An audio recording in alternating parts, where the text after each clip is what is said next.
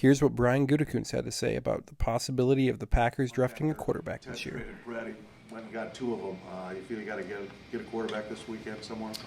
Well, right now we only have two on the roster, so whether it's this weekend or somewhere down the road, we're going to have to. I think I'd like to have three at least. Before we get to any of the throwing stuff. We're not there yet, but certainly we're gonna add to that room. Whether we end up with three and go into camp with three, whether we have four, we'll kind of see. But there's some guys in this draft we're very high on, and if they happen to be at the right spots, then as you know, I won't hesitate. If Hendon Hooker is at 78, the Packers are going to pick him. I mean, that might be a little bit bold thinking, that Hendon Hooker, one, is going to fall that far. I don't know that that's all that bold. But two, that the Packers would want to take, a 25-year-old quarterback coming off an ACL injury that early in the draft.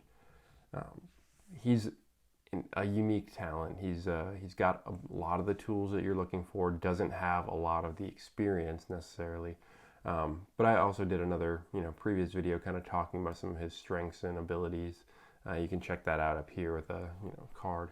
But, it wasn't until early March that we started to see, the rise really of Hendon Hooker on the draft board. So for the longest time, it was like projected, kind of late second, third round kind of pick. But then March hit and it started to rise and has risen and kind of settled more in the late first, early second kind of range right now. I mean, that's happened with, a number of different quarterback prospects over the last couple of years where, right before the draft, their stock rises, everybody's high on quarterbacks all the time, because it's such an important position to get right. But, I think he's one that'll probably settle back down to kind of where the original projections were that he'll go.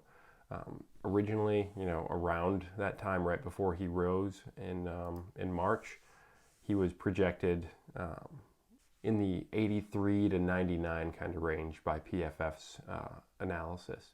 So right in that range, Green Bay picks at 78. I think if he's there at 78, Green Bay is going to take a chance on him.